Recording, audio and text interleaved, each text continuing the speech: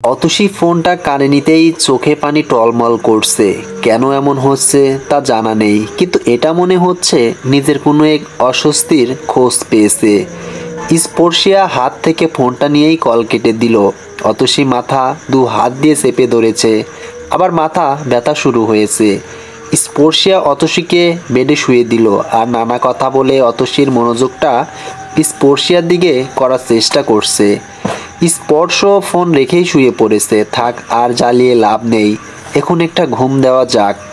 সকালে ঘুম থেকে উঠেই ফ্রেশ হয়ে আশ্রমে গেল। আশ্রমের রান্নাঘরে যেতেই দেখলো রান্না মাত্র শেষ হয়েছে, কিন্তু খাবার খুব অল্প। বাচ্চাদেরই ভালো করে হবে নাকি তা সন্দেহ। তাই স্পর্শে আর খাবার খেলো না, সোজা মায়ের কাছে দৌড়ে গেল। মা, এতটুকু খাবারের বাচ্চাদের হবে? সোমা চুপ করে দাঁড়িয়ে আছে। কি বলবে মেয়েকে কিছুই মাথায় আসছে না। হাতে একটা টাকাও নেই। আল্লাহ খাবারের বরকত দিবে, তুই খেয়ে কলেজে চলে যা। আমার ক্ষুধা নেই মা, আসছি। স্পর্শিয়া খেয়ে যা তুই। স্পর্শিয়া কোনো কথা বলল না। বাসায় এসে রেডি হয়ে কলেজে চলে গেল। স্পর্শিয়া রাস্তায় দাঁড়িয়ে আছে। হঠাৎ স্পর্শিয়াকে দেখে ইশারায় আসতে বলল, সমস্যা কি, ডাকছেন কেন? কালকে না বলে কল কেটে দিলে কেন? আপনার জন্য আমার ভালো আন্টি অসুস্থ হয়ে পড়েছিল, আপনি আর কল দিবেন না। স্পর্শী বেবি, তুমি এখানে? নাবিলা পিছন থেকে এসেই কথা বলতে স্পর্শী ডোন্ট কেয়ার ভাব নিয়ে বলল, আরে আম্মু আপনি? স্পর্শ, আমি তোমার আম্মু হই? স্পর্শিয়া মুখে হাসি টেনে বলল, এমন দামড়া ছেলেকে বেবি বললে তো আম্মু ডাক শুনতেই হবে। নাবিলা স্পর্শের সামনে এসে ন্যাকামো করে বলল, এই মেয়েটা তোমাকে দামড়া বলল, তাও কিছু বলবে না? এই ন্যাকামো করো না তো, সামনে থেকে যাও। মনে রেখো তুমি আমার সিনিয়র, তুমি ফেল করেছো, নয়তো আমরা তো একই ক্লাসেই ছিলাম।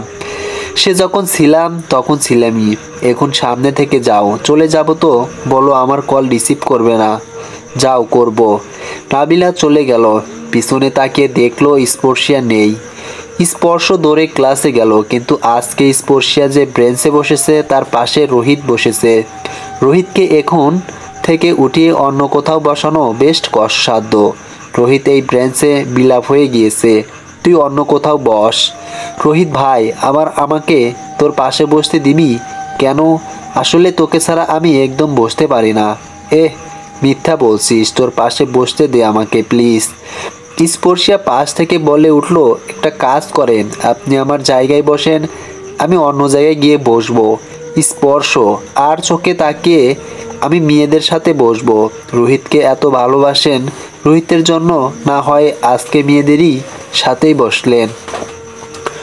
ওদের দুজনের কথা বলার মাঝখানে নৌসিন ক্লাসে ঢুকলো। নৌসিন স্পর্শিয়ার সাথে জায়গা না পেয়ে পিছনে গিয়ে বসে সাথে সাথে রোহিত বলে ওঠে, স্পর্শ তুই এখানে বস, আমি পিছনে যাচ্ছি। স্পর্শিয়া আর স্পর্শ দুজনই রোহিতের যাওয়ার দিকে তাকিয়ে আছে। যে ছেলেটা এতক্ষণ যেতে রাজি হচ্ছিল না, সে এখন নিজ ইচ্ছেতে পিছনে চলে গেল। এই চুইংগাম শোন, হাতি একটা বেয়াদব মেয়ে, আমি তোর বড়, তো আমি কি করব? সম্মান দিয়ে কথা বলবা। ফেল করছে 3বার, আবার সম্মান। আমি ফেল করছি এটা তোমাকে কে বলেছে? শফিক পিছন থেকে নির্দেশ করছিল, কিন্তু স্পর্শিয়া খেয়াল করেনি। শফিক ভাইয়া, আপনি কয়বার ফেল করেছেন? আমি বলবো শফিকের বিচারের পরে হবে, আগে তোমারটা। আসসালামু আলাইকুম স্যার। স্পর্শ মনে করেছে স্যার আসেনি, এমনি স্পর্শিয়া মজা করছে, তাই আর সামনে তাকায়নি। স্পর্শিয়ার দিকে তাকাচ্ছিল। স্যার এসে কানে ধরে বসা থেকে উঠিয়েছে। কি দেখছিস এমন মেয়েদের দিকে? ক্লাসে মনোযোগ বলতে কিছু নাই তোর? সরি স্যার, কানটা ছাড়ুন, ছেড়ে দিলাম। সারা ক্লাস দাঁড়িয়ে থাকবি? আচ্ছা স্যার, কানটা ছেড়ে দিন। স্পর্শ সারা ক্লাস কান ধরে দাঁড়িয়ে থাকে। স্পর্শা একটু পর পর স্পর্শ দিকে তাকিয়ে মিটমিট করে হাসছিল। এটা দেখে বেচারা আরও রেগে গেল। তনু এবার ক্লাসে ঢুকে পড়ে। খাবার খেতে খেতে জিজ্ঞেস করলো, মা, স্পর্শ ভাইকে বিয়ে দাও না কেন? আমার ভাবি না আনো না কেন? আমার বেস্ট ফ্রেন্ড অলির ভাইকে বিয়ে দিয়ে সুন্দর ভাবি নিয়ে এসেছে। ইফাসও খাবার খাচ্ছিল। তনুর কথা শুনে হেসে ফেলল। তনু মামুনি, স্পর্শ তো অনেক ছোট। কে বলল ছোট? ইয়া লম্বা, এটা কে কে ছোট বলে? বাবাই। তোর ভাই আসলে বলিস বিয়ে করে না কেন? সবাই তনুর কথা নিয়ে হাসাহাসি করছে। টিফিন টাইমে স্পর্শিয়া ক্লাসরুমে বসে আছে। খুব ক্ষুধা পেয়েছে, মাথা নিচু করে বসে আছে আর ভাবছে আশ্রমে কি অবস্থা। সব সময় অনাথ বাচ্চাদের প্রতি একটা মায়া লাগা কাজ করে স্পর্শিয়ার। নিজের থেকে বাচ্চাদের কথাটাই বেশি চিন্তা হয়। নিজের ক্ষুধা লেগেছে সেটা ভাবার বিষয় না, কিন্তু বাচ্চারা রাতে কি খাবে তা নিয়ে চিন্তা হচ্ছে। নানা ভাই মারা যাওয়ার পর জমানো টাকা দিয়ে আশ্রমের কাজ চলতো, কিন্তু বসে বসে খেলে তো টাকা শেষ হয়। আজ তাই হলো। চুইংগাম স্পর্শিয়া বুঝতে পেরে মাথা উপরে তুলল না। মাথা উপরে তুলবা নাকি আমাকে কিছু করতে হবে? স্পর্শিয়ার সাথে সাথে মাথা উঠিয়ে জিজ্ঞেস করলো, কি করবেন আপনি? তুমি ক্লাসে এভাবে একা বসে আছো কেন? ইচ্ছে খাইছে তাই। এই তোমার জন্মের পরে কি তোমাকে মধু খাওয়ায়নি? কথার মধ্যে কোনো মিষ্টি নাই। স্পর্শিয়া রেগে গিয়ে বলল, আমার মধু আপনাকে খাইয়েছে, তাই সব মিষ্টি আমার মুখের কথাই। একটু ভালো করে কথা বললে তো পারো। রাবিশ, আপনাকে আমি ডেকে এনেছি, আমি তোমার কোলে বসিনি, আমি আমার জায়গায় বসে আছি। আর একটা প্রয়োজনে তোমার কাছে আসলাম। কি প্রয়োজন বলেন?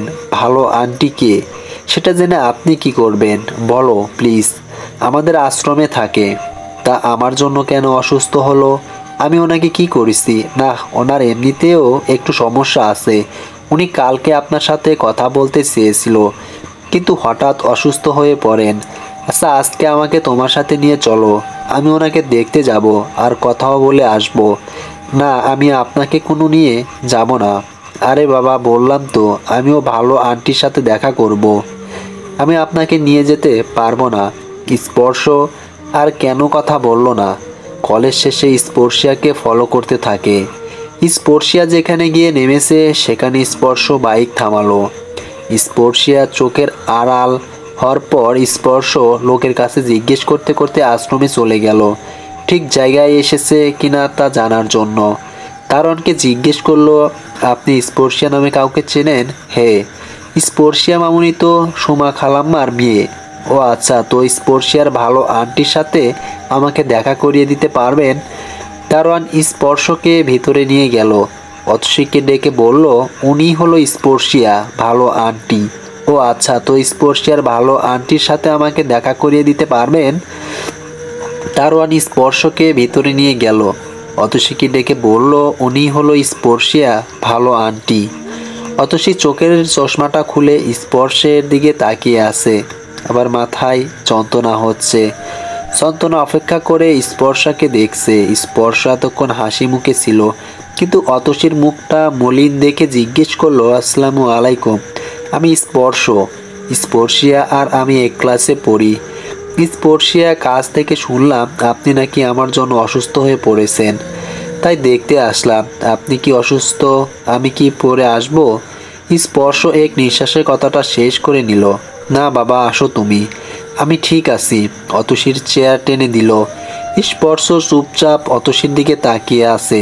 ভালো করে দেখে বলল, আপনি না আমার মায়ের মতো দেখতে? অতসীর মাথা যন্ত্রণা হচ্ছে খুব, বারবার বাচ্চা কান্নার আওয়াজে কানে আসছে। তাও কেন আমি জানি ছেলেটার সামনে বসে থাকতে ভালো লাগছে। অতসী মুখে হাসি টেনে বলল, একদিন তোমার মাকে নিয়ে আসো। আমার মা বেঁচে নেই, জন্মের পর মাকে আমি দেখিনি।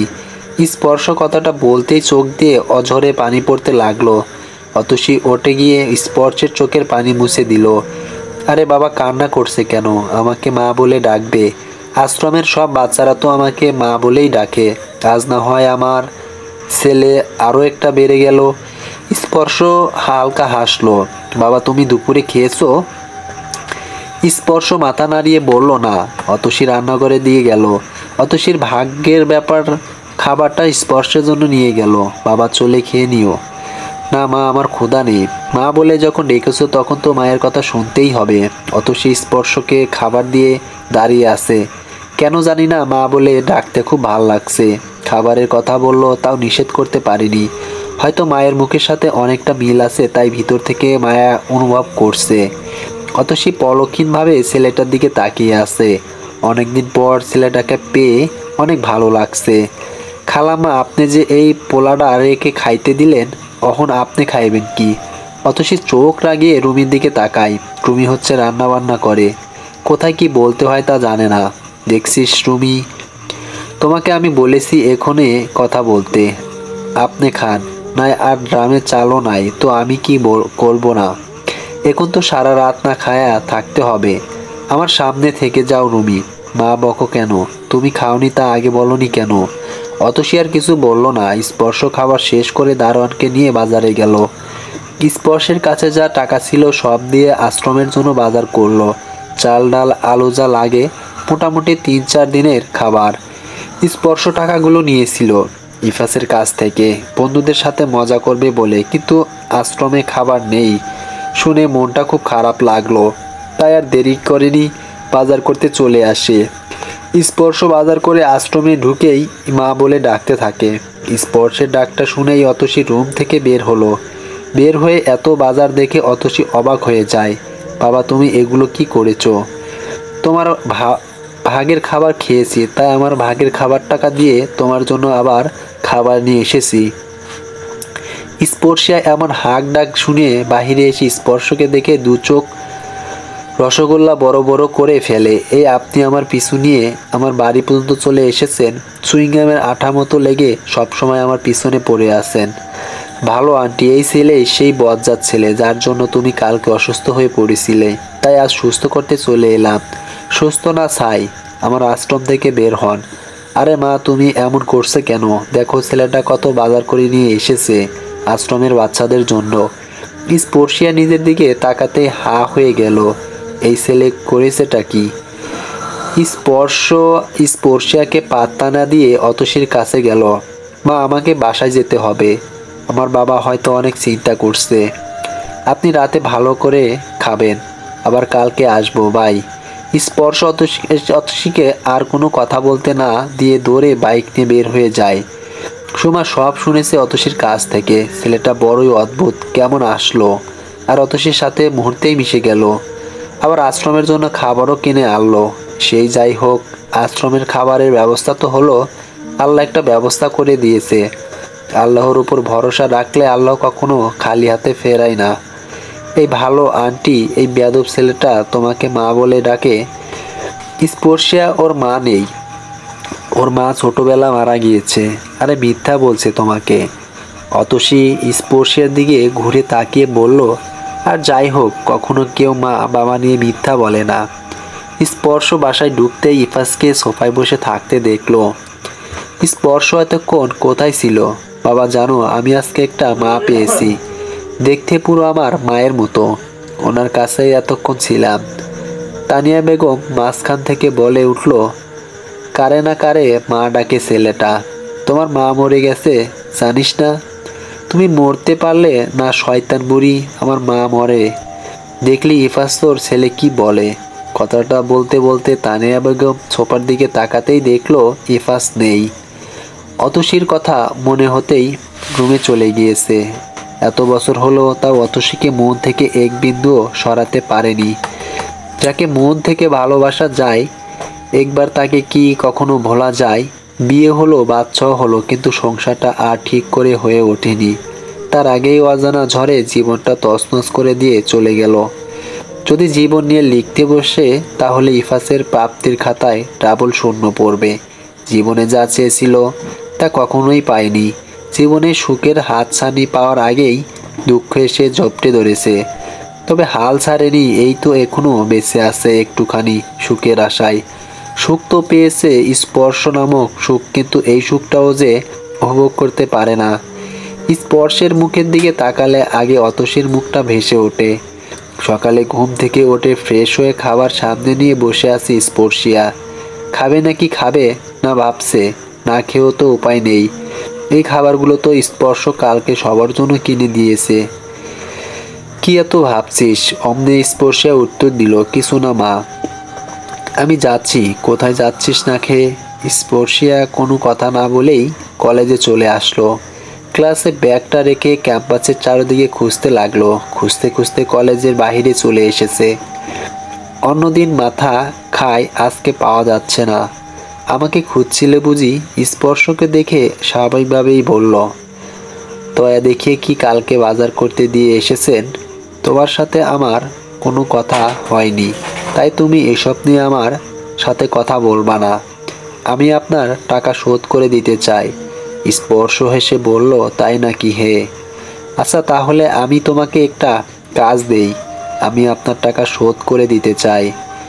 স্পর্শ হেসে বলল, তাই নাকি হে? আচ্ছা তাহলে আমি তোমাকে একটা কাজ দেই, আপনার কাজ করতে আমার বয়েই গেছে। মা, টাকা শোধ করতে হলে তো তোমাকে কাজ করতে হবে, ওইটা নিয়ে আপনার মাথা ব্যথা না হলেও চলবে। এই জন্যই কারো উপকার করতে হয় না, প্রয়োজন নেই আপনার উপকারের। স্পর্শ আর কোনো কথা বলল না, ক্লাসে চলে গেল। ক্লাসে যেতে স্যার এসে পিকনিকের কথা বলল।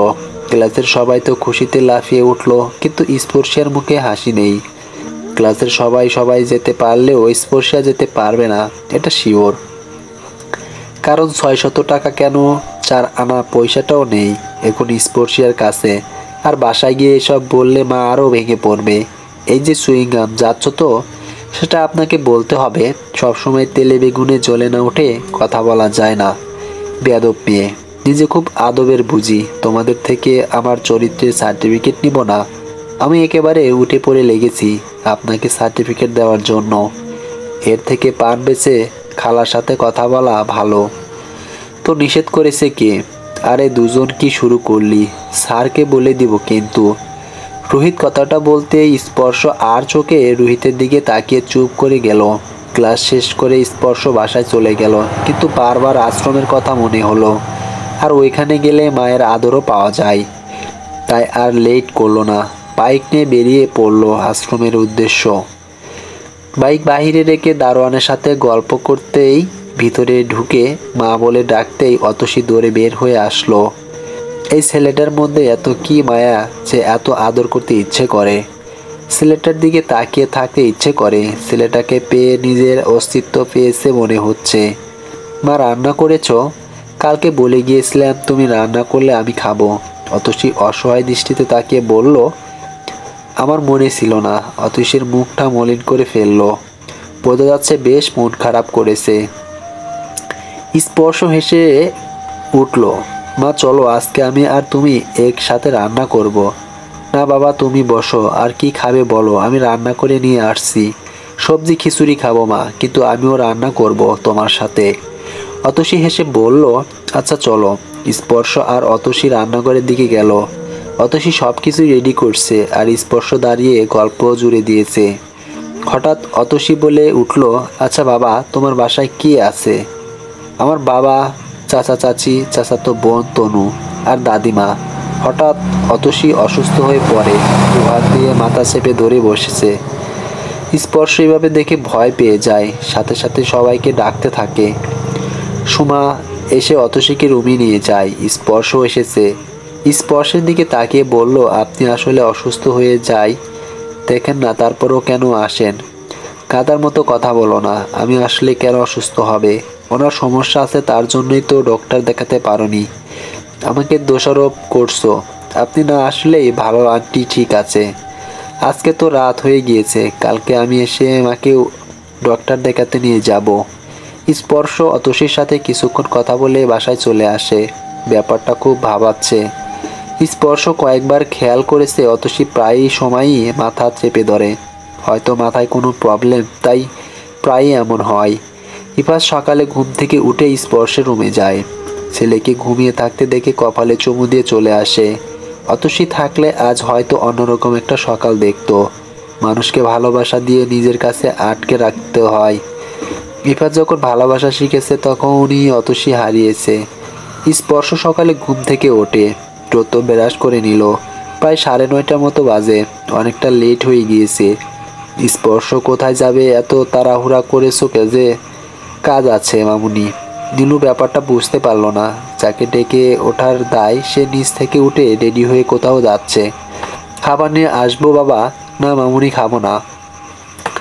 সকালে না খেয়ে বাসা থেকে বের হয়ে যাবে, সে কিছু না এসে খেয়ে নিব। স্পর্শ দ্রুত বের হয়ে গেল, বাইকটা স্টার্ট দিয়ে সোজা আশ্রমে চলে গেল। আশ্রমে ঢুকে অতসীর অনুমতি নিয়ে রুমে ঢুকলো। মা, তুমি এখানেও ঠিক আছো?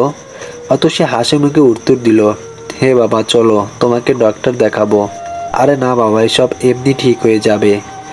মা, যা বলছি তা করো। আমার কিছু হয়নি, সব ঠিক হয়ে যাবে।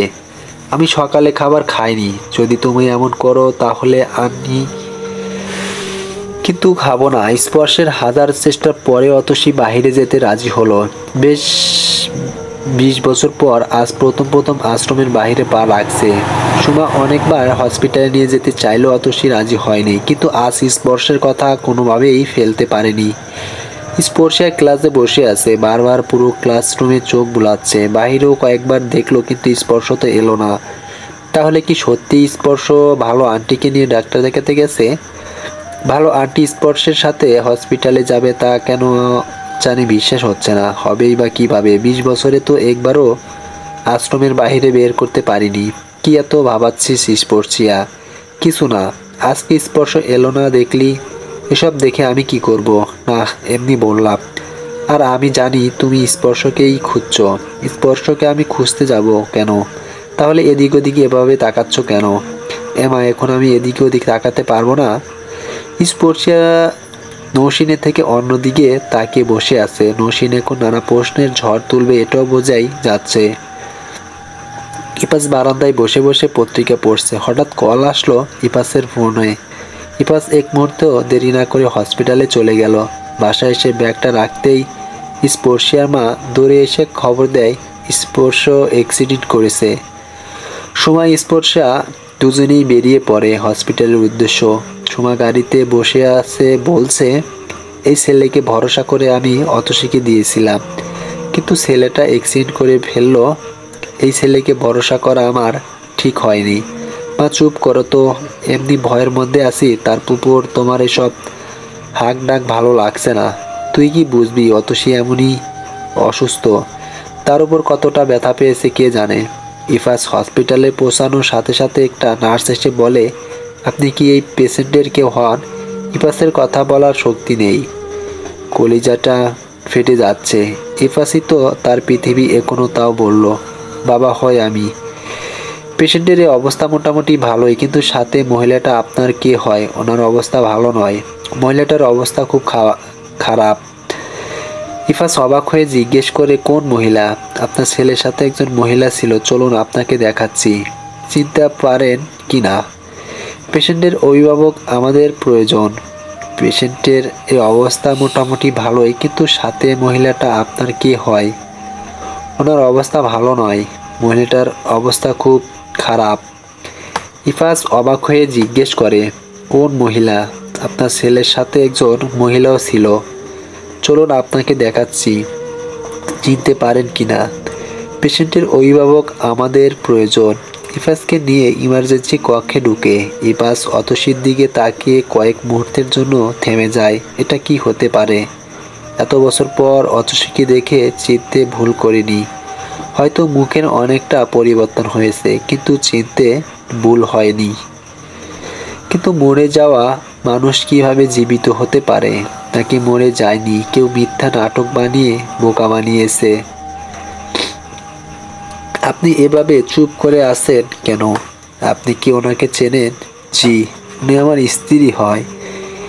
ইফাস বের হয়ে ওয়েটিং রুমে বসে আছে, কিছুতেই হিসাবটা মেলাতে পারছে না। অতসীর পাশে যাওয়ার জন্য নার্সকে অনেক রিকোয়েস্ট করে কোনো লাভ হয়নি। এত বছর পর কাছে পেয়েও কথা তো দূরে থাক, ভালো করে একটা কথাও বলতে পারোনি। ভাইয়া কি হয়েছে? আপু কোথায়? ভাইয়া বলেন না কেন? আমার বোন কোথায়? নীলু দৌড়ে এসে ইফাসের সামনে বসে কান্না করছে আর কথাগুলো বলে যাচ্ছে। ইফাস চোখের পানি মুছে বলল, নীলু, আমি কিছুই হিসাব মেলাতে পারছি না।